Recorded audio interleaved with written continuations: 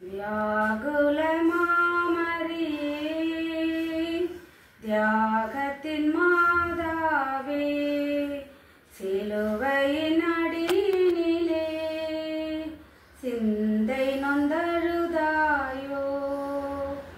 12 வயதில் ஆலயத்தில் அன்று அறிஞர்கள் புகழ்ந்தவரை 12 வயதில் ஆலயத்தில் அன்று அறிஞர்கள் புகழ்ந்தவரை கரங்களை விரித்தே கல்வனை போல் கருமரத்தினில் கண்டதனால் வியாகுல மாமரியே தியாகத்தின் மாதாவே சிலுவையின் அடியினிலே சிந்தை நொந்தழுதாயோ.